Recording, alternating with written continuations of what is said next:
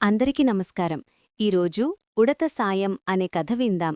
ఈ కథను రచించినవారు పూర్ణిమ పెమ్మరాజుగారు. ఈ కథ ఈనాడులో ప్రచురితమైంది. ఇప్పుడు కథ మొదలుపెట్టేస్తున్నానండి. ఇంకెంత టైం పడుతుంది?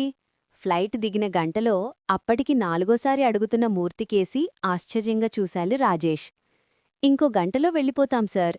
ముందుకెళ్ళి కట్టిపూడి దగ్గర రైట్ తీసుకుంటే కోనసీమలోకి వెళ్ళిపోతాం. లోపలికి వెళ్ళాక సుమారుగా ఒక అరగంటలో వెళ్ళిపోతామండి, రోడ్డు బావుంటే. డ్రైవర్ ఓపిగ్గా చెప్పాడు సమాధానం. సార్, ముందొచ్చే రెస్టారెంట్ దగ్గర కాస్త ఫ్రెష్ అవుతారా? ఎర్లీ మార్నింగ్ స్టార్ట్ అయి ఉంటారు ఎయిర్పోర్ట్కి రావడానికి. దిగుతూనే రోడ్ జర్నీ. రాజమండ్రిలో మా ఇంట్లో కాసేపు ఆగి లంచ్ తిని వెళ్దామన్నా మీరు వినలేదు. కనీసం మా ఇంటిక్కూడా రాలేదు. కొంచెం కినుకగా అంటున్న రాజేష్ని చూసి చిరునవ్వు నవ్వాడు మూర్తి. ఎందుకురా నోయ్ మీ ఇంటికి? నువ్వు చేసిన ఉపకారానికి ఎలా థాంక్స్ చెప్పాలో కూడా తెలియట్లేదు. ఇప్పుడు నువ్వు కనుక్కున్న అడ్రస్లో ఉన్న వాళ్లని నేను ఎన్ని సంవత్సరాల్నుంచి వెతుకుతున్నానో తెలుసా? అందుకే నువ్వు ఈ డిస్ట్రిక్ట్కి జాయింట్ కలెక్టర్గా ఉన్నావు అని తెలియగానే నీకు కాల్ చేసి హెల్ప్ అడిగాను. నువ్వు నన్ను నిరాశపరచలేదు. వారంలో నేనిచ్చిన డీటెయిల్స్తో వాళ్ళ అడ్రస్ కనుక్కున్నావు. ఒక్కసారి అక్కడికి వెళ్ళి వాళ్లని కలిశాక మీ ఇంటికొచ్చేనే నేను మా ఇంటికి వెళ్తాను, సరేనా? అయితే ఒకసారి వెళ్ళి చూసేదాకా నాకు ఆతృత ఆగదు. ఆప్యాయంగా తన పూర్వ విద్యార్థిని చూస్తూ వివరణ ఇచ్చాలు మూర్తి. అయ్యో, మీరు నాకు థాంక్స్ చెప్పడమేమిటి సార్? నేనిప్పుడిలా ఉన్నా అంటే అది మీవల్లే కదా. మీరు చెప్పిన డీటెయిల్స్తో రికార్డులన్నీ తీయించి అడ్రస్ అయితే కనుక్కున్నాను. కాని వెళ్ళి చూస్తే తప్ప అక్కడ ఉన్నది మీరనుకున్నవాళ్లా కాదా అని తెలీదు. అందుకే నాకు కొంచెం టెన్షన్గా ఉంది. ఇంతకీ ఎవరు సార్ ఆవిడ? మీకేమవుతారు? అడ్రస్ దొరికింది అనగానే ఇంపార్టెంట్ మీటింగ్ అని ఢిల్లీ వెళ్లిన మీరు అది కూడా క్యాన్సిల్ చేసుకొని ఇంత అర్జెంటుగా వచ్చారంటే మీకు బాగా కావలసినవాళ్లా? రాజేష్ ప్రశ్నకి మూర్తి మనసు 50 సంవత్సరాల వెనక్కి పరుగుతీసింది. యబ్బ ఎవరు? తన చేత నీళ్లు తోడిస్తున్నావెందుకు? అడిగింది కస్తూరి వీరమ్మని, బావిలోంచి నీళ్లు తోడుతున్న 10 సంవత్సరాల పిల్లాణ్ణి చూస్తూ. నా పెద్దగుంటడు సూరిగాడమ్మా, ఇంట్లో ఉండరా అయ్యా అంటే వినకుండా ఊరిబయట పోరంబోకులతో కలిసి ఈత కొడుతున్నాడు. ఆళ్లంతా సరైనోళ్లు కాదు. చీట్లపేక, బీడీ అన్నీ ఈడికి మప్పేస్తారేమో అని భయమేసి నాతో పనికి తెచ్చుకుంటున్నా, కనీసం సాయం ఉంటాడని. ఈ 2 ఏళ్లు పోతే మునసబ్గారు జీతగాడిగా పెట్టుకుంటామన్నారు. అందాక ఈడ్ని కాపలా కాయాలి నేను. మా ఆయనేమో పొలం పనులకి పోతే మాపటిగ్గాని రాడు. ఈడికన్నా చిన్నపిల్లలిద్దరితో బెంగేట్నేదు. ఆళ్లు బానే ఇంటిదగ్గర ఆడుకుంటారు. ఈ గాడిత్తోనే చిక్కైపోనాది. గిన్నెలు తోముతూ చెప్పుకుపోతోంది వీరమ్మ. అదేంటి వీరమ్మా, పిల్లాణ్ణి బడికి తోంపొచ్చు కదా, ఈ పనుల్లో పెట్టడమేమిటి ఇప్పట్నుంచి? కొత్తగా పెళ్ళయి కాపురానికొచ్చిన కస్తూరికి ఇంటిదగ్గరున్న తన చిన్నతమ్ముడు గుర్తొచ్చి కలుక్కనమంది కస్తూరికి. బళ్ళో ఏసినానమ్మా, కాని పోడు బడికి. ఈ ఊరికి పక్కూరికి కలిపి మధ్యలో బడుంది. 5వ క్లాస్ దాకా ఉన్నాది. ఈణ్ణి 4 దాకా అక్కడికి ఎలాగో అలా పంపాను. అక్కడికి పోడు, ఎళ్ళినా సదవట్లేదని అయ్యోరు కొట్టారని వచ్చేశాడు. మళ్ళీ పోలేదు. అయినా మా వోళ్ళెవరూ పోరు బళ్ళోకి. మాకెందుకమ్మా ఈ సదువు? ఎక్కడో కట్ట పనిలో ఎడితే ఆడి సావాడి చస్తాడు. ఇంకా పసితనం పోని సూరిమొహం చూస్తే జాలేసింది కస్తూరికి. పోనొక పంచెయ్, నా దగ్గర ఉంచువాణ్ణి. అయ్యగారు పొద్దున్నెళ్తే ఎప్పుడొస్తారో తెలీదు. నాకీ కొత్త ఊర్లో ఒక్కదాన్ని ఉండాలంటే గుబులుగా ఉంది. నాకు తోడుగా ఉంటాడు పొద్దున్నుంచి సాయంత్రం దాకా. ఏరా, ఉంటావా ఇక్కడ? అడిగింది కస్తూరి. ఓ ఉంటా. అమ్మా, నేనిక్కడుంటానే. ఇక్కడ కరెంటు బల్బుంది, రేడియో పెట్టుంది, పాటలొస్తాయంట అందులో. అమ్మా, నన్నిక్కడుండనియ్యి? వేడుకోలుగా అడిగాడు సూరి. మీ దగ్గరుంటా అంటే నాకేం బాధమ్మా. మీ పుణ్యమాన్ని కాస్త మంచి బుద్ధొస్తే అదే చాలు. నా పనయింది, నేనింటికి పోతున్నా. ఒరేయ్, నువ్వేం యాగి చేయకుండా సక్కగా ఉండాలా. సూరికి జాగ్రత్త చెప్పి వెళ్ళిపోయింది వీరమ్మ. అమ్మగారు, నన్నేం పని చేయమంటారు చెప్పండి, చిటికిలో చేసేస్తాను. తర్వాత రేడియో పెట్టెలో పాటలొచ్చినప్పుడు నాకు వినిపిస్తారా? ఆశగా అడుగుతున్న సూరిని చూసి చిరునవ్వు నవ్వింది కస్తూరి. నువ్వేం చెయ్యక్కర్లేదు. రేడియోలో పాటలు అప్పుడే రావు, ఇంకా టైముంది. ఈలోపు నేనొక కథ చెప్పనా, వింటావా? ఓ కథా, చెప్పండి, నాకు చాలా ఇష్టం కథలు. ఒక అడవిలో ఒక సింహముందిట. ఆ అడవికి అదే రాజు. దానికి ఎవ్వరూ ఎదురు చెప్పకూడదు. తనకన్నా బలవంతులు ఎవ్వరూ లేరని దానికి మహాగర్వం. ఆ అడవిలో కనిపించిన ప్రతి జంతువుని తినేస్తుందిట. అన్నిటికీ అదంటే భయం. ఒకసారి దానికొక కుందేలెదురుపడింది. సింహాన్ని చూడగానే కుందేలుకు అర్థమైంది తనకి చావు మూడింది అని. కాని తెలివిగా ఆలోచించి చేసి అదే సింహం దగ్గరికి వెళ్ళి, నమస్కారం రాజుగారు. అమ్మయ్య, మీరు కనిపించారు. నేను చస్తే మీ చేతిలోనే చవ్వాలని మీ దగ్గరికే పరిగెత్తుకొస్తున్నాను అని చెప్పిందిట. సింహానికి అర్థం కాలేదు. అదేమిటి, నా చేతిలో చవ్వడం కోసం రావడమేమిటి అని అడిగింది. ఇన్నాళ్లనుంచి మాకు రాజు మీరు, ఇక్కడందరికన్నా బలవంతులు. కాని కొత్త సింహం వచ్చి నేనే మీ రాజుకన్నా బలవంతుడిని అందండి. దానినుంచి తప్పించుకొని మీ దగ్గరికే పారిపోయొస్తున్నాను అని చెప్పింది. అది విని సింహానికి కోపమొచ్చింది. నాకన్నా బలవంతులు ఎవరిక్కడా, నాకు చూపించు, నేను చంపేస్తాను అని రంకేసింది. అప్పుడు కుందేలు నువ్వి దగ్గరికి తీసుకెళ్ళి చూడండి, ఇందులో ఉంది అని చూపించింది. సింహం వంగి చూస్తే తన ప్రతిబింబమే కనిపించింది. కాని దానికి తెలీక అది వేరే సింహం అనుకుని దాన్ని చంపేద్దామని ఎగిరి నూతిలోకి దూకి చచ్చిపోయింది. అడవిలో జంతువులన్నీ ఆనందంతో పండగ చేసుకున్నాయి. ఇంత తెలివైన దానివి, నువ్వే రాజుగా ఉండుమని కుందేలునే రాజును చేశాయి. కథ ఎలా ఉంది అడిగింది కస్తూరి. బావుంది అమ్మగోరు. ఒక ప్రశ్న అడుగుతాను, చెప్పు. నూతిలో పడితే చచ్చిపోతానని సింహానికి తెలీదు కాని కుందేలుకు తెలుసు, ఎలా? కస్తూరి ప్రశ్నకి తెల్లముఖం వేసి బుర్ర అడ్డంగా ఊపాడు సూరి. ఎలా అంటే, కుందేలు చక్కగా బడికెళ్ళి చదువుకుంటోంది, అందుకని దానికి తెలుసు. సింహం చదువుకోలేదు, అందుకే దానికేం తెలీదు. కస్తూరి మాటలకు పకపకా నవ్వాడు సూరి. కుందేలు బడిలోకెళ్తుందన్నమాట. ఇంకో కథ చెప్తారా ఇలాంటిది ఆశగా అడిగాడు సూరి. ఇప్పుడు నాకు వంట చేసుకునే పనుంది. నువ్వో పంచెయ్యి, ఈ పుస్తకంలో ఇలాంటి కథలు చాలా ఉన్నాయి, చదువుతూ ఉండు. ఎక్కడన్నా అర్థం కాకపోతే అడుగు, నేను చెప్తాను. పంచతంత్రం బొమ్మల పుస్తకం తెచ్చిచ్చింది. నాకు చదవడం బాగా రాదమ్మా. 4 దాకా బడికెళ్లామంటే ఆలు, గుణింతాలు, వట్టెలు వచ్చే ఉంటాయి కదా. సరిగ్గా రావు, సిగ్గుగా తలదించుకున్నాడు సూరి. పర్వాలేదు, ఇప్పుడు నీకేం పరీక్ష కాదుగా ఇది. కూడబలుక్కుంటూ ఎంత వస్తే అంత చదువు. అస్సలు తెలియకపోతే నన్నడుగు, చెప్తాను. ఒక కథ చదివి చూడు, నీకెంత అర్థమైందో నాకు చెప్పు. అర్థం కానిది నేను చెప్తాను. చాలా అనునయంగా చెప్పిన కస్తూరి మాటలకు ఉత్సాహంగా తలూపి పుస్తకమందుకినాడు సూరి. ఏంటోయ్ ఈ పిల్లలు హడావుడి? వాళ్ళకి ప్రైవేట్ చెప్తున్నావా ఏమిటి? వరండాలో ఉన్న నలుగురు పిల్లల్ని చూస్తూ అడిగాడు భానుమూర్తి కస్తూరిని. అబ్బే, అదేం లేదండి. సూరి కాస్త కథలు చదవడం నేర్చుకున్నాడు కదా ఈ 15 రోజుల్నుంచి. తన స్నేహితులందరికీ చెప్పినట్టున్నాడు. వాళ్ళా కథలు వింటామని వచ్చారు. వీడు చదివి వినిపిస్తున్నాడు వాళ్లకి నవ్వుతూ చెప్పింది కస్తూరి. బడికి వెళ్లాల్సిన పిల్లలు మానేసి ఇలా కాలం గడుపుతున్నారు బాధగా అన్నాడు భానుమూర్తి. చాలాసార్లు చెప్పానండి బడికి పంపమని. పిల్లలకి ఇష్టంలేదు, తల్లిదండ్రులకి చదువు విలువ తెలీదు. కనీసం ఈ కథల కాలక్షేపం కోసమైనా చదవడం రాయడం నేర్చుకుంటారేమో అని ఏదో ఒక ప్రయత్నం. నాకు కాలక్షేపం, వాళ్లకి 2 ముక్కలొస్తే మంచిదేగా అంది కస్తూరి. మనం నాటకం వేస్తామా అమ్మగారు? నిజమా? ఆశ్చర్యంగా అడిగాడు సూరి. అవును సూరి, నువ్వు, చదవడం వచ్చిన ఇంకో 2 స్నేహితులు కలిసి నాటకం వేద్దురుగాని. మీరు చదివే కథలే నాటకంగా వేద్దాం. ఈసారికి నేను మాటలు రాస్తాను. వచ్చేసార్నుంచి మీరే రాయాలి వాటిల్లో డైలాగ్స్. ఇలా వెయ్యడం వలన చదవడం రాని పిల్లలెగ్గాని, మీ అమ్మలాంటి పెద్దవాళ్లగ్గాని సులువుగా అర్థమవుతుంది కథ. సరేనా? కస్తూరి మాటలు విన్న పిల్లల ఆనందానికి హద్దుల్లేవు. అమ్మగారు, మేం చదవడం నేర్చుకుంటే మాచేత వేయిస్తారా నాటకం? ఉత్సాహంగా అడుగుతున్న పిల్లల్ని చూసి పొంగిపోయింది కస్తూరి. తప్పకుండా, కాని మీకు బాగా చదువు రావాలంటే మీరంతా బళ్ళోకి వెళ్ళాలి. అయ్యగారు వెళ్ళి బళ్ళో మాస్టార్తో మాట్లాడతారు. మీరు పొద్దున్న అక్కడికి వెళ్ళి సాయంత్రం నా దగ్గరికి రండి. అలా అయితే ప్రతివారం మన అరుగుమీడే చిన్న నాటకం వేసుకుందాం. ఎవరెవరు శ్రద్ధగా బళ్ళోకి వెళ్ళి చదువుతున్నారో చూసి నెలకి ఒకళ్ళకి చిన్న బహుమతిస్తాను. సూరి తప్ప పిల్లలంతా ఉత్సాహంగా తలూపారు. నేను వెళ్ళనమ్మదారు, నేను మీ దగ్గరే ఉంటాను. నాకు చదివి ఉద్యోగం చేయడం నచ్చదు. నేను గేదెలు కాసుకుంటా, నాకదే ఇష్టం మొండిగా అన్నాడు సూరి. చదువు ఉద్యోగం కోసం కాదు సూరీ, జ్ఞానం కోసం. నువ్వు గేదెలే పెంచాలనుకున్నా కూడా ఆ పని ఇంకా ఎంత బాగా చెయ్యాలో తెలుసుకోవడం కోసం. నీ జీవితం సుఖంగా ఉండాలంటే కనీస చదువు అవసరం. చదవడం రాయడం, రోజువారీ లెక్కలు చూసుకోగలిగేంత చదువన్నా లేకపోతే చాలా ఇబ్బందవుతుంది. నిన్ను ఎవరన్నా సులువుగా మోసం చేయగలుగుతారు.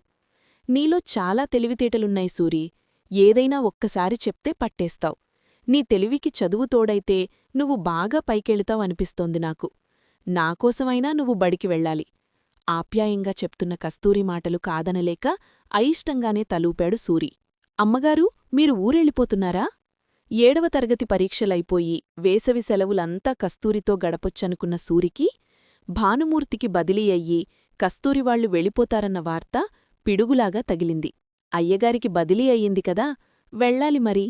నువ్వు మాత్రం నాకిచ్చిన మాట తప్పకూడదు, బడికి వెళ్ళాలి.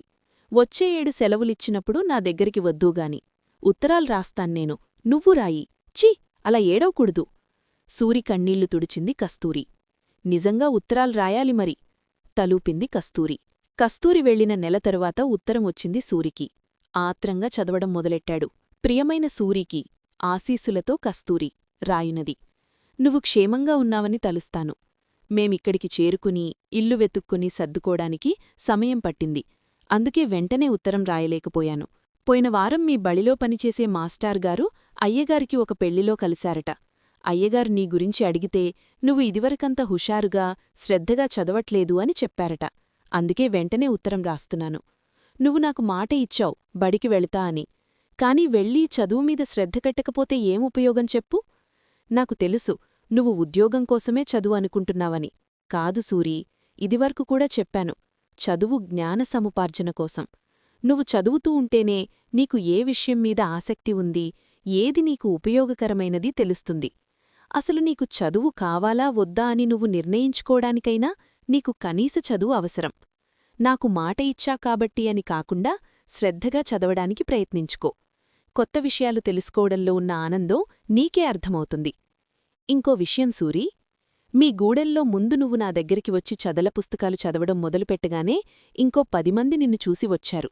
వాళ్లను చూసి ఇంకొంతమంది.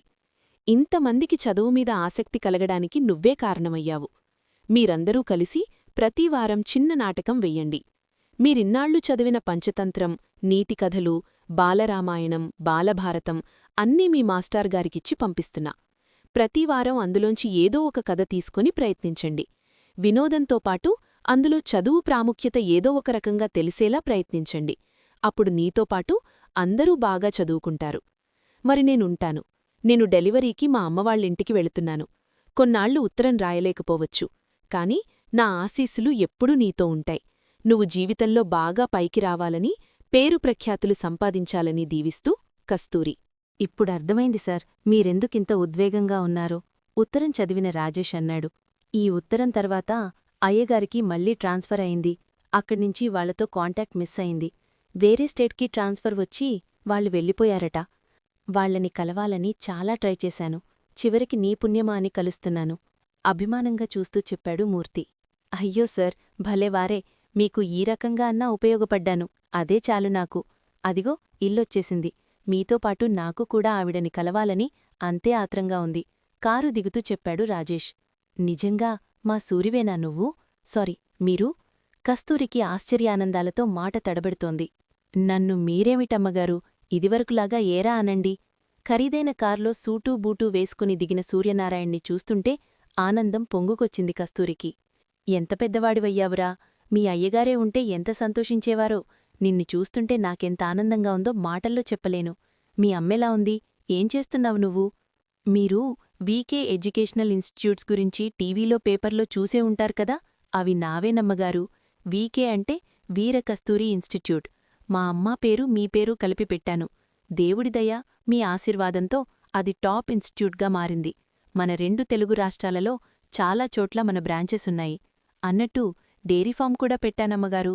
చిన్నప్పుడు గేదెలు కాచుకుంటా అనేవాణ్ణి కదా, నవ్వుతూ చెప్పిన సూరిని ఆశ్చర్యంగా చూస్తూ ఉండిపోయింది కస్తూరి. మీ గురించి ఏం చెప్పలేదమ్మగారు. ఎలా ఉన్నారు పిల్లలు, అయ్యగారు? అర్ధోక్తిగా ఆపాడు సూర్యనారాయణ. ఆయన వెళ్ళిపోయి 5 ఏళ్లయింది. 2 పిల్లలు విదేశాలలో ఉన్నారు. తమ దగ్గరే ఉండమంటారుగాని నాకు ఈ ఇల్లు, ఈ ఊరు వదిలి వెళ్లాలని లేదు. అందుకే ఇక్కడే కాలక్షేపం చేస్తున్నాను. పక్కవాట అద్దెకిచ్చాను. వాళ్లు మంచివాళ్లు, తోడుగా ఉంటారు.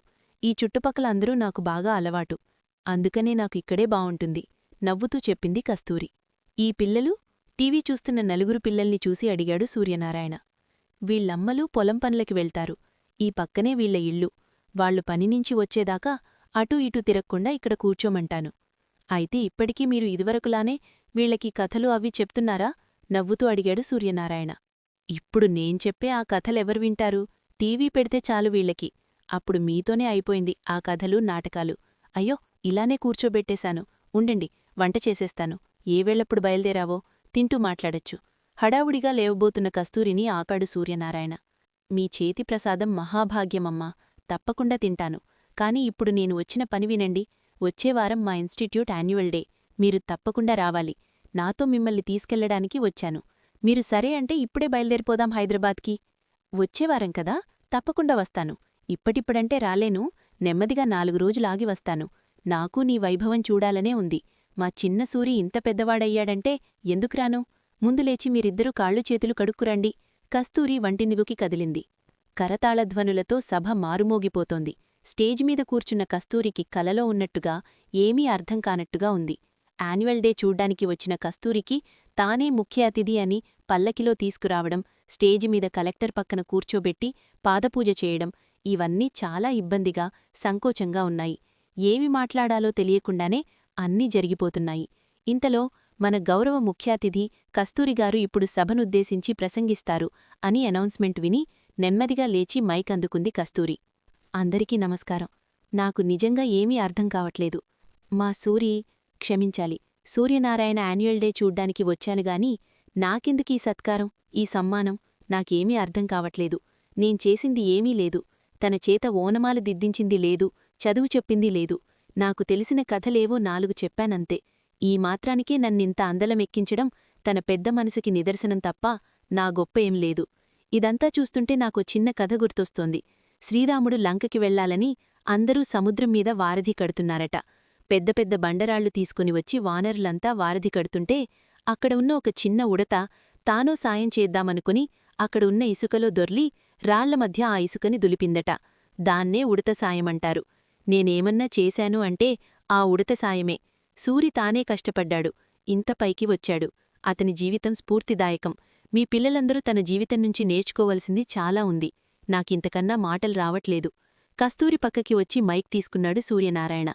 అమ్మగారు ఇప్పుడు ఉడత సాయమంటే ఏమిటో చెప్పారు కదా, నాకు తెలిసిన ఉడత సాయం గురించి నేను చెప్తాను వినండి. ఉడత తన దగ్గరున్న గింజలు తర్వాత తిందామని భూమిలో బొరియలు తవ్వి దాస్తుంది. కాని తర్వాత మర్చిపోతుంది. అవే మొలకెత్తి పెరిగి పెద్దవై వృక్షాలవుతాయి. ఆ ప్రకారం మన భూమిమీద ఉన్న లక్షల కొద్దీ చెట్లు అడవులు ఉడతలు నాటినవే. అలానే అమ్మగారు మాలో చదువుమీద ఆసక్తి అనే విత్తనం నాటారు. అది నాలోనూ మా స్నేహితుల్లోనూ పెరిగి పెద్దదై ఇప్పుడు ఈ వనంగా మారింది. మా గూడెంలో ఇప్పుడందరూ విద్యావంతులే. చాలామంది ఈ ఇన్స్టిట్యూట్లో పార్ట్నర్స్ కూడా. ఆ వయసులో మాకు చదువుమీద ఆసక్తి కలిగించకపోతే నేనిప్పటికీ గేదెలు కాచుకుంటూ మిగిలినవాళ్లేదో పాలేరు పనులు చేస్తూ ఉండిపోయేవాళ్లమి. నేను సభాముఖంగా అమ్మగారికి చేసుకుంటున్న విజ్ఞప్తి ఏమిటంటే, మీరు మా స్కూల్లో చిన్నపిల్లలకి మాకు చెప్పినట్లే కథలు అవి చెప్పండి. ఈ జనరేషన్ వాళ్లకి ఆ నీతి కథలు, పంచతంత్రాలు తెలియాల్సిన అవసరముంది. ఒప్పుకుంటారా అమ్మగారు? ఆశగా అడుగుతున్న సూర్యనారాయణ్ణి చూస్తే చిన్నప్పటి సూరినే గుర్తొచ్చి చిరునవ్వు నవ్వింది కస్తూరి. అవన్నీ నువ్వు ఈజీగా చేసుకోగలవు సూరీ, నేనే చెప్పక్కర్లేదు. మీ స్కూల్లో పిల్లలకి నేనిక్కడ ఉండాలని నువ్విలా అడుగుతున్నావు అంతే. కాని నువ్వంటున్నట్టు నేను చెప్పిన 4 ముక్కలు నిజంగా నీకంత ఉపయోగపడ్డాయంటే ఇప్పటికీ అలా చెప్పాల్సిన పిల్లలు మా ఇంటి చుట్టూ ఉన్నారు. వాళ్లేదో కాలక్షేపం చేస్తున్నారులే అని నేను పెద్దగా పట్టించుకోలేదు. కాని ఇప్పుడు వాళ్లకి మళ్లీ ఇలా ఇంత నిబద్ధతతో చెప్పడానికి ప్రయత్నిస్తాను. వాళ్లల్లో ఒక్క సూర్యనారాయణ ఉన్నా ఇంకో పెద్ద వనం తయారవుతుంది. నన్నింకోసారి ప్రయత్నించని. కరతాళధ్వనులతో మూరిగిపోతున్న సభతో తనూ చేయి కలిపాడు సూర్యనారాయణమూర్తి. ఇంతటితో ఈ కథ ముగిసింది. ఈ కథ మీకు నచ్చితే ఖచ్చితంగా లైక్ చేయండి, షేర్ చేయండి, కామెంట్ చేయండి, సబ్స్క్రైబ్ చేసి నన్ను ప్రోత్సాహమివ్వండి.